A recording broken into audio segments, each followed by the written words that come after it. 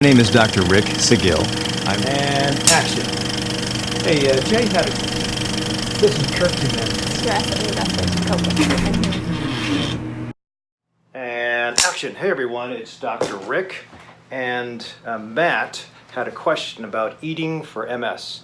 MS is multiple sclerosis, and typically my neurologists don't subscribe to diet changes, because the last time I sent Matt to a neurologist for his MS, the neurologist said, well, there hasn't been associated information on MS and diet. But if this is the first time you're finding me, don't forget to hit the subscribe button down below and the alert button to find out when I do new videos.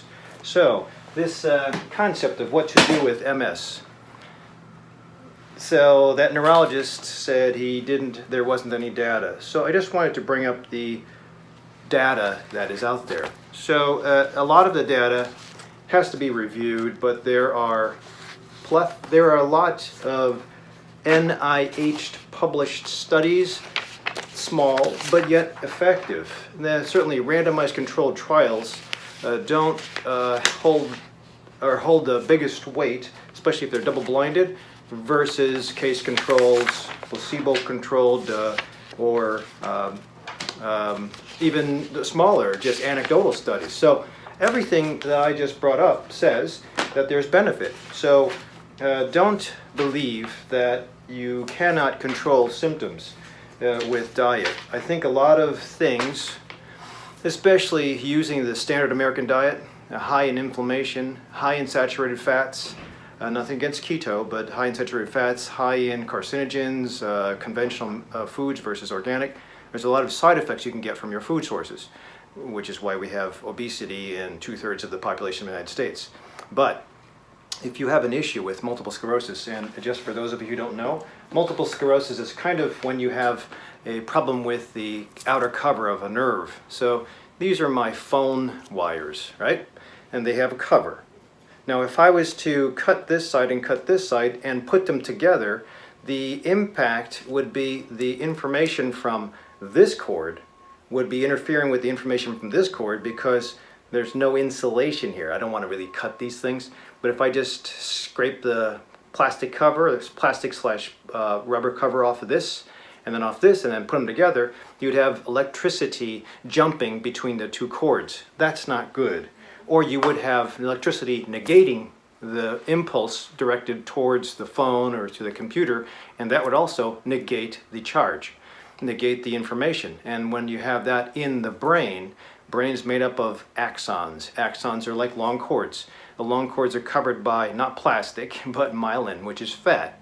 That sheath ensures that you have an action potential that's generated from one head of a neuron to the tail of a neuron to another head of a neuron, and you have this chain of events that sends off a message. It can either be, I want to move my finger, so the brain says, move finger, and then through a series of different nerve endings that go down to the finger moves. Or you can have just within the brain, I want to feel happy, and one part of the brain sends a message to the front part of the brain. So that's the way it works. In multiple sclerosis, you lose the cover. When you lose the cover on the cords of a phone, then you have a problem with transmission of electricity. When you lose the cover, a myelin sheath to the nerve cells, you can't transmit sensation or function. That's why a lot of people with MS, especially if it's progressive, multiple sclerosis, will have difficulty with vision, difficulty with numbness and tingling to an extremity, or problems even further with regards to weakness and fatigue. So a lot of the information I just flashed in front of you is correlative. Correlative means it could be associated with improvement, but it's not necessarily causative, at least until this study. So this is the fasting mimicking diet. I've been talking about this for a couple of months already, because since I tried it for myself, I've had spectacular improvements. Walter Longo. So my patient that has MS was asking his neurologist, would it help? The neurologist said no, and I begged to differ. I think it would help a couple of different ways. So you might have to go through this, and it's very technical, but that is the article. You can look it up on NIH's website.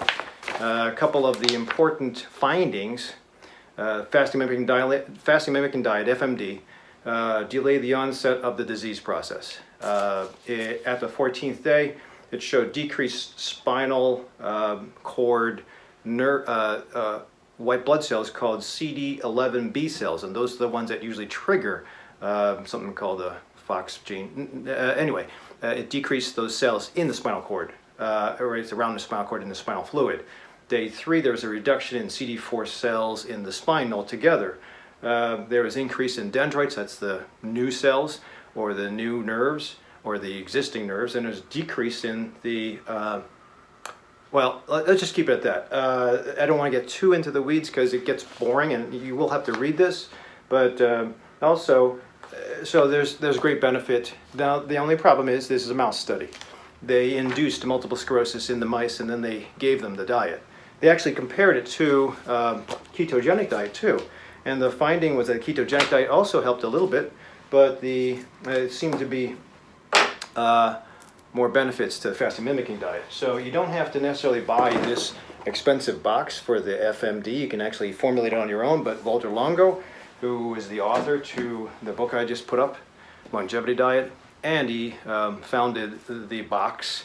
He would rather have people just do the box because it's succinct, it's easy packaging, and it's expensive, but it is you don't have to think about it. Versus the other way, where you have to calculate your calories, calculate your macros, make sure it's mostly plant-based, and that seems to be a deal breaker for a lot of people, even though it would save a lot of money. But by the same token, when you compare the for MS patients, the ketogenic diet to its effects on MS, there was also benefit to ketosis. The only problem was it's very arduous to calculate ketosis.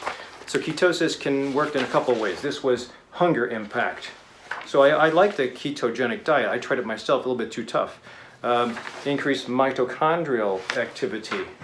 There's also with a N of 1, meaning a study of 1, case report, improvement with keto, decrease and relapse of MS without keto, and then improvement after the relapse with keto again. A small study, but correlative. Also, using ketosis decreases overall fat, increases activity, improves fatigue.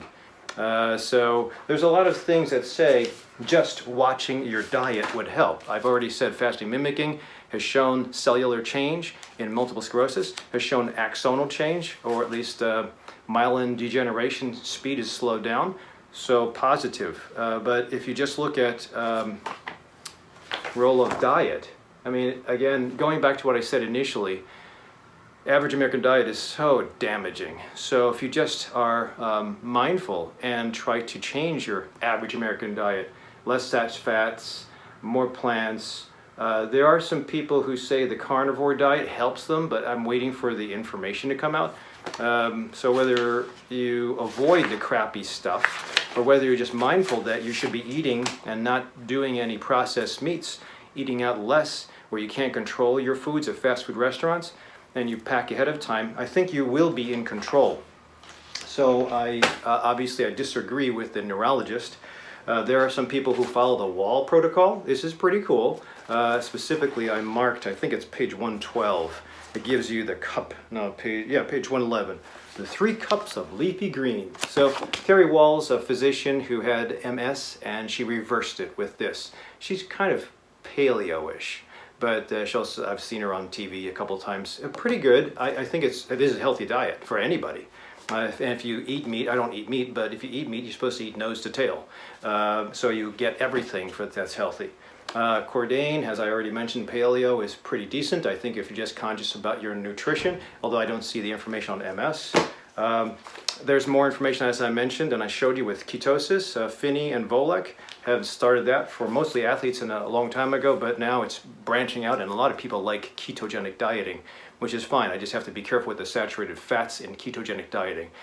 I think that's the wrong direction, but it's hard to avoid, and I don't have any problem. I have a lot of people on keto for a short amount of time, and they do great. Weight loss at least, and BMI improvement, and overall gut improvement is very important. And then you have this. I think the fasting mimicking diet is awesome. So Overall, I would say that if you do have multiple sclerosis, I'd still listen to the neurologist, but I'd also impact the gut flora, the inflammation markers, the brain regeneration with fasting mimicking diet. If fasting mimicking diet is only 5 days, the information, a lot of the information says at least if you do it for 3 months, you will see impacts. So I do 5 days a month for 3 months at the least.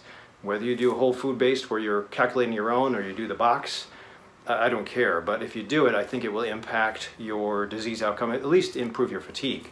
And between that, if you just maintain a Mediterranean diet, if you don't know what that is, look it up. Or if you choose ketogenic diet or vegetarian, Ornish kind of eating, low fat, high vegetable, it's up to you. But just maintain a mindful nutrition between your episodes of fasting mimicking diet. I think it would be very important. I think it's worth a try.